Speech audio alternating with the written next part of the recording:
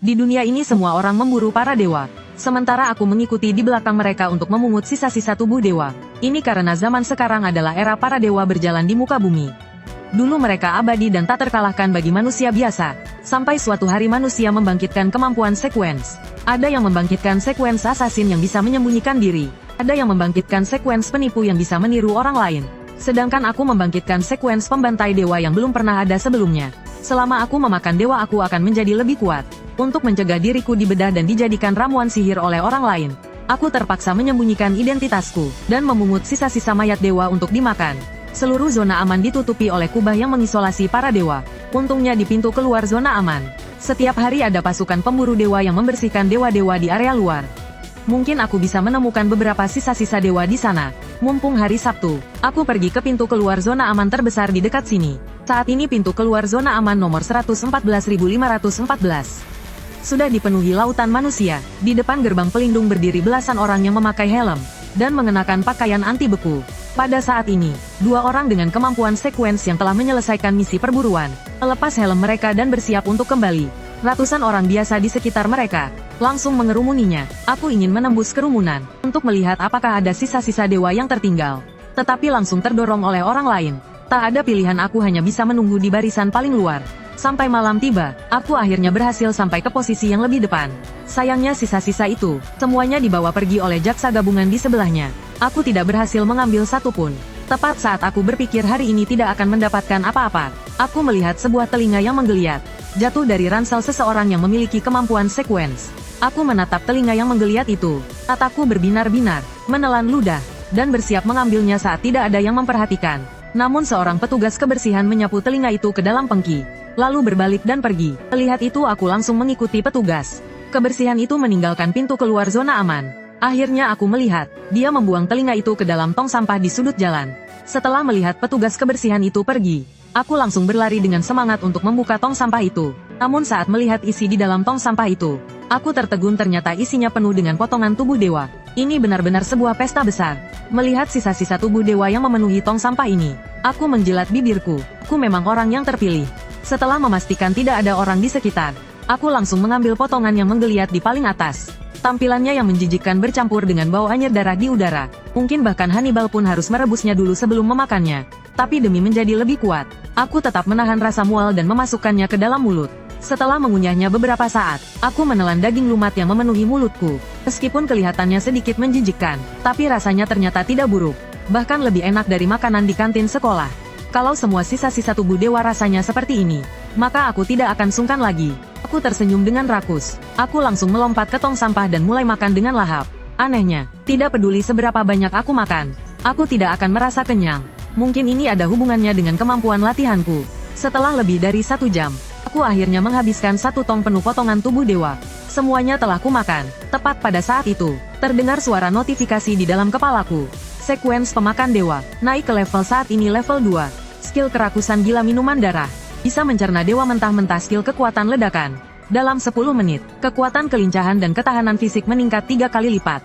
Selama waktu itu tidak akan merasakan sakit apapun. Akhirnya naik level skill baru kekuatan ledakan. Dapat meningkatkan kemampuan bertarungku secara drastis. Ini juga berarti aku punya kemampuan untuk bergabung dengan pasukan pemburu dewa. Pemburu para dewa. Lagi pula mengais sampah bukanlah solusi jangka panjang. Tapi masalah terbesarnya adalah, aku tidak boleh membiarkan orang lain tahu kalau aku memiliki urutan pemuja dewa. Aku harus menemukan sebuah urutan yang bisa kujadikan samaran untuk menipunya. Tepat pada saat ini, suara langkah kaki yang berantakan terdengar dari belakang. Seorang pemabuk berjalan sempoyongan ke arah sini. Jika pemabuk ini menyadari keanehan di tempat sampah, aku khawatir area sekitar akan segera diblokir. Aku harus pergi, tanpa sempat membersihkan noda darah di tubuhku. Aku dengan cepat memasukkan lebih dari 10 sisa-sisa dewa dari dalam tempat sampah ke dalam ransel, lalu berlari kencang pergi sambil menggendong ransel. Untungnya hanya seorang pemabuk. Jika aku tertangkap dengan 1 ransel penuh sisa-sisa dewa ini, aku benar-benar tidak akan bisa membela diri. Aku berlari di gang-gang gelap sambil memeluk ransel yang merembeskan darah. Berniat untuk terus berlari sampai ke rumah. Namun, tepat saat aku baru saja berbelok ke sebuah gang gelap, tiba-tiba terjadi sesuatu yang tak terduga. Sebilah pisau kecil melesat keluar dari sudut, mengarah lurus ke mata kananku. Untungnya kelincahanku sudah jauh di atas orang biasa. Aku segera mengelak menghindarinya. 3 sosok bayangan berjalan keluar dari sudut. Dengan ekspresi mengejek, tidak kusangka hanya tidur di sini saja. Bisa ada mangsa empuk yang datang sendiri. Sepertinya kita memang sedang beruntung. Aku bertanya dengan dingin, apa yang mau kalian lakukan? Mau apa lagi masih perlu bertanya? Tentu saja merampok dong. Aku tidak punya uang. Saat ini hatiku sangat cemas. Perihal hilangnya sisa-sisa dewa bisa terungkap kapan saja. Aku harus segera pergi dari kota ini secepat mungkin. Saat itu salah seorang dari mereka menyibakkan poninya yang agak berminyak. Sambil menyeringai jahat, tidak punya uang tidak masalah. Cukup tinggalkan saja ranselmu. 3 orang ini mengincar tasku.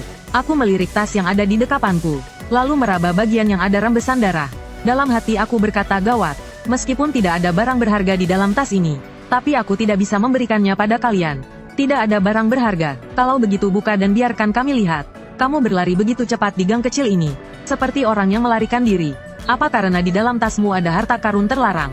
Tinggalkan barang itu. Kami bertiga bisa berpura-pura tidak pernah melihatmu. Kalau tidak kamu pasti akan babak belur. Dan meskipun kamu bisa kabur, kami tetap bisa melaporkanmu ke kantor polisi. Saat kamu baru saja berbelok masuk tadi, lampu jalan menyinari wajahmu. Kami sudah mengingatnya. Mendengar ini, kakiku yang sudah bersiap kabur terhenti. Ketiga orang ini telah melihatku. Maka akan ada risiko identitasku terbongkar.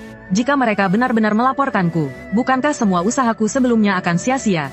Tiba-tiba niat membunuh muncul di hatiku. Kilatan buas di mataku, langsung disadari oleh para preman yang telah berpengalaman bertahun-tahun. Di dunia kejahatan itu, bos mata anak ini seperti ingin membunuh. Membunuh ya, hanya dengan bocah miskin sepertinya. Karena dia sudah punya niat membunuh. Itu berarti harta di dalam tasnya sangatlah berharga. Kalau begitu kita habisi saja dia.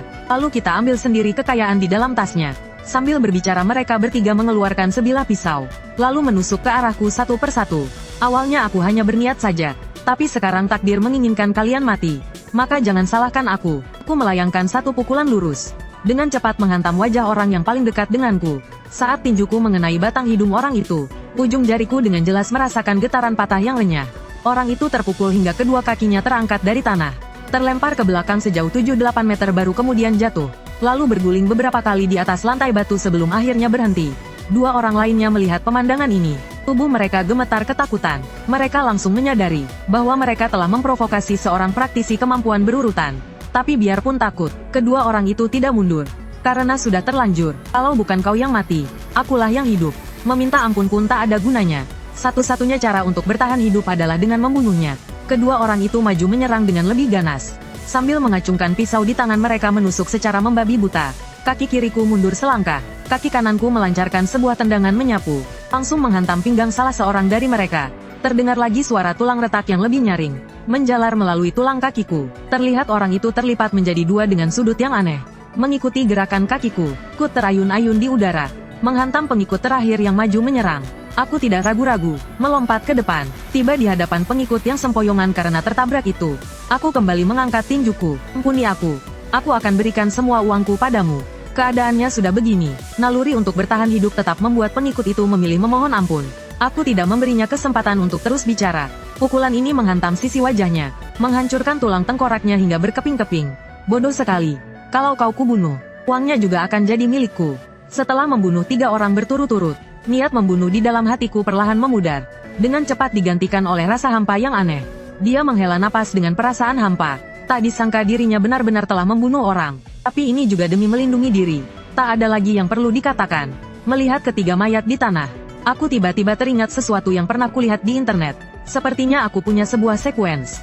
Bisa membaca ingatan terakhir dari orang mati. Agar diriku tidak terungkap, aku pun membungkus tinjuku dengan pakaian seseorang. Menghancurkan kepala ketiga orang itu hingga lumat. Setelah membersihkan tempat kejadian, aku membersihkan noda darah dengan teliti. Lalu mengambil semua uang dari pakaian mereka. Ketiga mayat itu dimasukkan ke dalam sebuah gudang yang gelap dan terbengkalai. Aku menyalakan api, membakar 3 mayat itu, sekalian membakar jaketku yang terkena darah. Ini kulakukan untuk menghindari orang yang punya kemampuan sequence, yang bisa melacakku melalui bau di mayat. Setelah memastikan api melalap mereka bertiga, aku kabur dari tempat itu dengan kecepatan penuh. Akhirnya aku berhasil pulang ke rumah dengan selamat. Aku mencari tempat yang sepi, memakan habis sisa-sisa dewa yang ada di dalam tas sekolah, lalu membakar tas sekolah dan jaket itu. Setelah itu aku mulai menghitung uang yang kurampas dari ketiga pengikut itu. Setelah selesai menghitung, aku langsung tertegun. Di antara tumpukan koin tembaga, ternyata ada sekeping koin perak yang berkilauan. Kau harus tahu 10.000 koin tembaga baru bisa ditukar dengan 1 koin perak. Para pengikut ini kaya sekali. 3 orang membawa uang sebanyak itu, bagaimana mungkin mereka berani melaporkanku ke kantor polisi? Bukankah itu sama saja dengan mati bersama? Sekarang bagus sekali, selain kasus pencurian sisa-sisa dewa, sekarang ditambah lagi kasus pembunuhan. Tapi aku juga tidak berani membelanjakan koin perak ini. Lagi pula seorang anak yatim piatu yang tidak bekerja, mana mungkin punya uang sebanyak ini? Karena itu aku harus mencari seseorang yang bisa muncul di depan umum. Seseorang dengan kemampuan sekuens. Identitasku tidak boleh kuberitahukan kepada siapapun. Setelah berpikir sampai di sini, aku mengambil 20 koin tembaga dan pergi ke warnet. Masuk ke forum, mulai mencari informasi yang berguna. Pengguna urutan yang ingin meningkatkan level urutan harus menggunakan model yang disediakan oleh Biro Manajemen Urutan. Sedangkan aku hanya perlu memakan dewa untuk naik level. Bukankah ini berarti diriku seperti sedang nge-cheat? Jika aku mau mendaftar di Biro Manajemen Kemampuan Urutan, aku harus menemukan sebuah urutan untuk penyamaran. Akhirnya pandanganku tertuju pada sebuah urutan. Asasin bayangan. Urutan level 1 murid pembunuh. Skill garis hidup dan mati.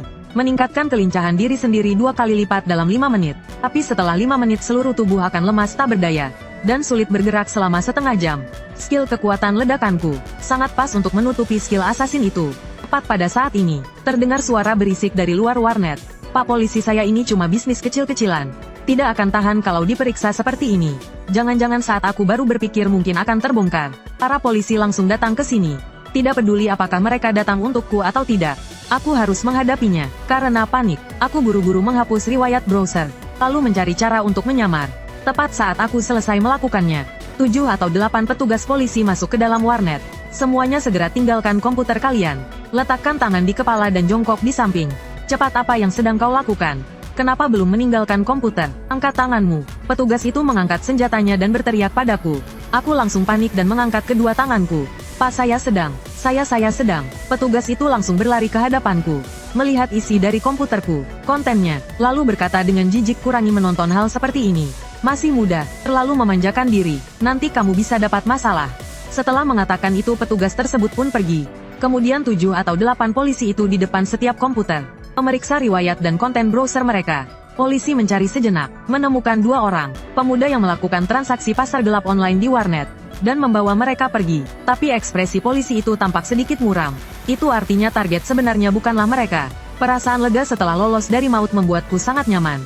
Aku menghela napas panjang, dan memutuskan untuk membuka forum untuk melanjutkan pencarian. Saat itu sebuah kotak dialog muncul di layar komputer. Mataku terbelalak, instingku membuat punggungku merinding, bulu kudukku berdiri. Pengingat hangat dari admin warnet. Orang yang dicari polisi tadi itu kamu kan? Kamu lanjutkan saja melihat-lihat punyamu. Setelah selesai jangan pergi, tunggu aku di gang belakang warnet. Beberapa jam kemudian, admin warnet Parubaya yang berminyak itu muncul di gang sempit. Polisi kecil itu mencarimu karena kamu membunuh orang kan? Bahkan jika kamu tidak mengatakannya, aku juga tahu. Terakhir kali kamu datang adalah untuk melihat forum orang berkemampuan sekuens. Kali ini juga sama. Hasilnya paman datang. Kamu dengan cepat menghapus riwayat penjelajahanmu. Aku langsung menebak kamu pasti telah membunuh seseorang.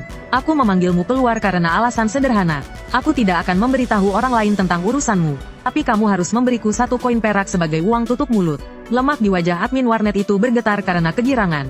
Sepertinya karena pengamatannya yang tajam. Dia mendapatkan penemuan yang hebat. Merayakannya aku tertawa kecil, dan menusuk admin warnet itu dengan tatapan tajam. Karena kamu tahu aku telah membunuh orang. Kenapa kamu tidak takut aku akan membunuhmu? Admin warnet itu menyeka keringat dingin di wajahnya dengan tangan. Lalu berkata, aku sudah menuliskan tentang niatku untuk melaporkanmu ke dalam sebuah email, dan juga melampirkan foto close-up dirimu dari CCTV. Email ini akan dikirimkan ke biro paman besok jam 3 pagi. Email itu, setiap hari akan kuatur ulang waktunya. Menundanya 1 hari kemudian. Jika aku mati, kamu juga akan terbongkar. Kalau kamu tidak percaya, coba saja. Bunuh saja aku sekarang. Sebelum minggu depan, kamu harus memberiku 1000 koin tembaga dulu. Kalau tidak, aku akan memberitahu biro paman tentang masalahmu. Manajer warnet itu tersenyum puas, memperlihatkan 2 baris giginya yang kuning dan agak rusak. Setelah mendengarnya, aku tidak merespons. Aku langsung berbalik dan meninggalkan gang itu. Tiba-tiba manajer warnet itu teringat. Dia sepertinya belum tahu namaku. Oh iya, namaku Liu Dazi. Siapa namamu? Aku terus berjalan kembali dalam diam. Masih tidak menjawab. Orang mati tidak perlu tahu namaku. Setelah meninggalkan gang itu, aku pun bersembunyi di dalam kegelapan, mengikuti Liu Dazi secara diam-diam. Sampai Liu Dazi pulang ke rumah, aku mencatat alamatnya baru kemudian pergi dengan cepat. Membunuh Liu Dazi itu mudah. Tapi setelah membunuhnya, aku masih harus menjaga rahasiaku agar tidak terbongkar. Sangat merepotkan. Keesokan harinya aku mengambil jalan memutar melewati bar itu. Dari jauh aku melirik Liu Dazi yang ada di depan konter. Setelah itu aku langsung bergegas ke sekolah. Hari ini sepertinya bukan hari yang baik untuk membunuh Liu Dazi. Setibanya di gerbang sekolah, yang tidak kuduga adalah, entah kenapa kepala sekolah hari ini melakukan pemeriksaan di gerbang sekolah. Di belakangnya ada beberapa pimpinan sekolah yang penjilat. Sedangkan aku, karena tasku sudah kubakar kemarin, tentu saja dihentikan oleh seorang guru. Kenapa kamu tidak membawa tas sekolah? Apa kamu tidak mengerjakan PR saat akhir pekan? Sekolah makin jelek makin banyak aturan. Menghadapi pertanyaan tegas dari guru ini, aku baru saja ingin membantah. Tiba-tiba terdengar suara seorang gadis dari belakangku. Pak Guru, Qin Xiang, waktu akhir pekan les bersamaku di rumah teman. Bukunya tertinggal di rumah teman. Aku sudah bilang pada teman kami, hari ini akan membawakan bukunya. Aku menoleh ke belakang. Ternyata yang menolongku adalah Liu Ruyan. Aku tidak tahu kenapa dia mau menolongku. Tapi aku pun mengangguk setuju. Lalu aku berbalik dan berjalan masuk ke sekolah. Tapi Liu Ruyan berjalan cepat beberapa langkah dan menyusulku. Qin Xiang, apa kamu tidak seharusnya mengatakan sesuatu padaku? Aku menatap Liu Ruyan yang tersenyum cerah dan berkata tanpa perasaan, menurutmu aku harus berterima kasih padamu? Senyum di wajah Liu Ruyan menjadi kaku sesaat. Lalu dia beralih menggunakan suara yang sedikit manja dan berkata, dulu aku memang salah. Kamu pernah menolongku. Aku juga sudah menolongmu. Kita berdua impaskan jadinya. Ya kan? Aku sungguh suka bisa melihatmu peduli padaku. Sumber semangatku seharian adalah kamu. Aku sadar aku tidak bisa hidup tanpamu. Lalu, dia menunjukkan senyum yang dia pikir bisa memikatku. Pengakuan cinta yang menggelikan ini adalah hasil diskusi Liu Ruyan dan sahabatnya di akhir pekan. Berdasarkan pemahaman mereka tentang Qin Xiang, pasti bisa menaklukkannya. Impas. Aku hanya merasa itu lucu. Dalam ingatanku, setiap hari aku rela menahan lapar demi membawakan sarapan untuk Liu Ruyan. PR-nya juga selalu aku yang kerjakan. Hasilnya, sarapan yang kuberikan padanya diberikannya lagi kepada Zhou yang dari kelas sebelah. Untuk mencari muka pada Zhou Yang, Liu Ruyan, ada satu pertanyaan yang selalu ingin kutanyakan padamu. Kenapa kamu harus menipuku sendirian? Apa tidak ada siswa laki-laki lain yang mau jadi anjingmu? Liu Ruyan tidak menyangka Qin Xiang akan berkata seperti itu. Dia terdiam. Apa maksudmu? Kalau mau mengejar Zhou Yang, usaha sendiri. Jangan terus-terusan memanfaatkanku. Bisa tidak? Kamu memberinya sarapan, tapi malah menyuruhku yang membuatnya untukmu. Kamu mau mencocokkan jawaban dengannya, malah menyuruhku yang membantu menuliskannya. Semuanya harus aku yang kerjakan. Kenapa tidak aku saja yang menikah dengannya? Aku dengan kata-kata yang sangat kejam membongkar niat Liu Ruyan, membuatnya panik seketika. Wajahnya menunjukkan ekspresi kaget. Liu Ruyan, jangan menggangguku lagi. Cari saja anjing lain untuk membantumu mengerjakan PR. Kalau kamu berani menggangguku lagi, kamu juga tidak mau Zhou yang tahu soal ini kan? Melihat raut wajah Liu Ruyan yang terus berubah menjadi semakin jelek, hatiku terasa sangat lega. Kali ini, kata-kataku akhirnya berhasil. Sepulang sekolah sore harinya, aku tidak langsung pulang, melainkan pergi kerja paruh waktu di perpustakaan. Yang tidak ku ketahui adalah, Liu Ruyan dan sahabatnya juga diam-diam mengikutiku. Ruyan, apa kamu benar-benar mau mengikutinya? Kita kan ramai begini. Begitu keluar dari sekolah, dia pasti akan sadar. Hari ini aku tidak mencocokkan jawaban dengan Zhou Yang, juga tidak memberinya sarapan. Zhou Yang sudah mulai tidak mau menghiraukanku. Kalau aku menemukan si pengadu itu, aku akan memberinya pelajaran tentang cara bicara. Aku sama sekali tidak menyangka akan diawasi saat sedang bekerja di perpustakaan. Hanya saja saat sedang merapikan buku, aku melihat ada seorang gadis lain di samping rak buku, sedang duduk di lantai membaca sebuah buku latihan. Aku dengan sopan menghampirinya untuk mengingatkan waktu tutup. Saat kami bertatapan, pandanganku terpaku untuk sesaat. Maaf mengganggu waktu pulang kalian. Siswi itu membungkuk hormat padaku dan Guru Zhu. Lalu dia bergegas pergi dengan tas punggungnya. Aku hanya merasa kalau gadis ini sangat cantik, tapi tidak langsung teringat siapa dia. Justru Guru Wei yang berdecak kagum. Wensu anak ini benar-benar tidak merepotkan. Sudah pintar, penurut pula. Andai saja cucu perempuanku nanti bisa sepenurut ini. Saat itulah aku baru tersadar. Ternyata dia Wensu, nama yang sudah sangat tidak asing lagi. Setiap ujian selalu menjadi juara pertama di angkatannya. Wajahnya juga cantik, belajarnya juga pintar. Dia adalah primadona sekolah yang diakui semua orang. Banyak sekali siswa yang mengejarnya, tapi semuanya ditolak secara halus olehnya. Dia, sama sepertiku, kondisi keluarganya juga sangat buruk. Tinggal bersama neneknya, tapi semua ini apa hubungannya denganku? Setelah keluar dari perpustakaan, aku mampir dulu ke toilet di belakang perpustakaan. Tepat saat aku selesai dari toilet dan hendak pergi, tiba-tiba aku mendengar suara tamparan dari bilik sebelah. Bilang, jangan-jangan kamu si manis ini yang memberitahu Qin Xiang tentang urusanku dan Zhou Yang. Aku sudah bilang aku tidak kenal Qin Xiang, juga tidak kenal Zhou Yang, apalagi mengenalmu. Masih saja membantah. Qin Xiang, hari ini di sekolah hanya bicara padamu dan Zuli. Kalau bukan kamu yang bilang, memangnya si nenek tua Wei Li yang akan bilang. Luyan jangan percaya padanya. Perempuan seperti Wen Su yang pintar dan cantik ini, hatinya seperti ular berbisa, merasa disayang lalu menggoda sana-sini. Aku sebenarnya tidak ingin berurusan lagi dengan Liu Ruyan. Tapi Wen Su juga terseret karena aku. Baik secara perasaan maupun logika aku harus maju. Aku mencuci tangan, berjalan ke toilet wanita. Liu Ruyan membuat keributan sebesar ini. Kencing saja tidak bisa tenang. Apa kamu baru puas kalau aku memberitahu Zhou yang tentang masalah ini? Liu Ruyan tertegun sejenak, dan menjadi lebih tenang. Qin Xiang jangan bertindak terlalu kejam. Aku kan tidak mencari masalah denganmu. Kenapa kamu ikut campur urusan orang? Aku malas meladeninya. Aku maju dan menarik Wen Su keluar. Kedua tamparan itu ulahnya. Wen Su menatapku. Tidak ada raut terima kasih sama sekali. Lagi pula dia terseret masalah ini juga karenaku. Begitu suara itu terdengar, aku langsung menamparkan Liu Ruyan 2 kali. Semua orang tercengang. Wen Su menatapku dengan kaget. Sepertinya tidak mengerti tindakan teman sekelas pria yang asing ini. Tidak menyangka aku akan bertindak begitu tegas. Qin Xiang Liu Ruyan memegangi wajahnya, menatap dengan marah. Jangan bacot, urusan kita sudah lunas. Urusanmu dengan Wen Su baru bisa dianggap lunas sekarang. Mengerti tatapan Liu Ruyan menunjukkan niat jahat. Xing Xiang kamu akan menyesal. Mendengar itu aku tiba-tiba teringat. Paman Liu Ruyan sepertinya seorang preman.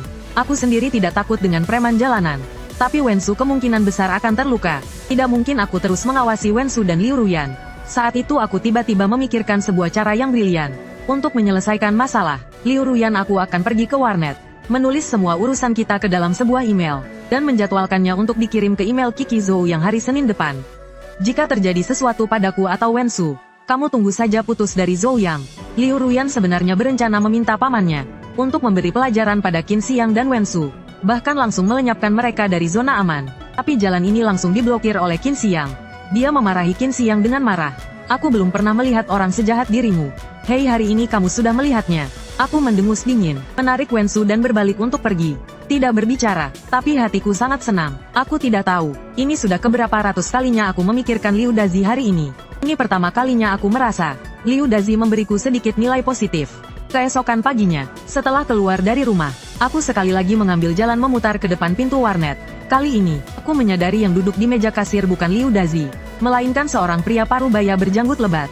Kesempatan telah tiba, aku memakai tudung hoodiku, menghindari kamera CCTV di pintu warnet, melambai ke arah pria parubaya berjanggut lebat di meja kasir itu. Memberi isyarat agar dia keluar sebentar. Pria parubaya itu sedikit bingung, tapi tetap saja berjalan keluar. Setelah sampai di tempat aku berbicara dengan Liu Dazi malam itu, aku baru bertanya apakah kamu pemilik warnet ini. 2 orang yang dibawa oleh paman hari itu dari warnet kalian. Salah satunya adalah temanku. Dia meninggalkan sesuatu di sini. Aku ingin memeriksa rekaman CCTV hari itu. Pemilik warnet mendengus dingin, dasar bocah. Mau menipuku di sini. Memangnya rekaman CCTV bisa kamu periksa sesukamu. Barang yang dia tinggalkan untukku bernilai 20 koin perak. Kalau ketemu aku akan memberimu 1 koin. Sambil berkata begitu aku mengeluarkan sekeping koin perak. Koin perak yang memancarkan cahaya putih redup di bawah cahaya bintang ini langsung menarik perhatian pemilik warnet. Bola mata pemilik warnet berputar 2 kali. Akhirnya dia membawaku ke warnet, ke sebuah gudang kecil yang gelap di sebelah. Semua rekaman CCTV ada di sini. Kamu carilah, aku ragu sejenak, mengangguk dan berjalan mendekat untuk memeriksa rekaman CCTV. Saat aku menemukan rekaman CCTV hari itu, aku langsung mengerutkan kening mengapa tidak ada rekaman CCTV tanggal 3. Rekaman CCTV siang hari. Pemilik warnet mencibir. Tagihan listrik mahal sekali. Tentu saja CCTV itu tidak mungkin menyala terus-menerus. Biasanya aku menyalakannya beberapa hari sekali. Baik, aku mengerti. Terima kasih banyak atas ucapan Anda. Jika ada apa-apa perintahkan saja. Namaku Wang Deva. Panggil saja aku Ava. Baik, Ava. Aku sudah ingat. Masalahmu akan aku laporkan ke atasan. Kamu tenang saja. Selama aku baik-baik saja, kamu tidak akan mendapat masalah apapun. Setelah aku meninggalkan warnet, aku tersenyum tipis. Aku melangkah menuju rumah Liu Dazi. Aku sudah 99,9% yakin bisa membereskan Liu Dazi. Semua bukti memberitahuku satu informasi. Liu Dazi hanya menggertak. Yang disebut tangkapan layar CCTV itu sama sekali tidak ada. Akhirnya aku bisa dengan tenang menjatuhkan hukuman mati pada Liu Dazi. Aku berlari kencang. Dengan kecepatan tertinggi aku tiba di rumah Liu Dazi. Berjalan pelan keluar pintu kediaman Liu Dazi. Di depan pintu tertumpuk banyak sampah. Untuk memalsukannya sebagai perampokan, aku tidak memilih untuk mendobrak pintu dengan paksa, melainkan mengetuk pintu rumah Liu Dazi dengan lengan bajuku. Aku merendahkan suaraku, berpura-pura menjadi seorang pria berusia 30-an. Tetangga, sampah di depan pintumu bau sekali. Cepat pindahkan. Dari dalam rumah terdengar suara Liu Dazi yang tidak sabar. Dasar orang gila, apa urusanmu? Sampahnya diletakkan di sana, juga tidak menghalangi jalan. Kamu jalan saja urus-urusanmu sendiri. Melihat Liu Dazi tidak mau membuka pintu, aku langsung berteriak kalau kamu tidak buka pintu. Aku akan menunggumu di depan pintu. Aku tidak percaya kamu tidak perlu pergi bekerja. Saat kamu pergi bekerja nanti, aku akan mengadukanmu pada atasanmu. Mendengar itu, aura Liu Dazi di dalam rumah langsung melemah. Baiklah aku takut padamu. Nanti akan kubuang. Sampah aku sudah memberimu kesempatan. Masih bilang nanti.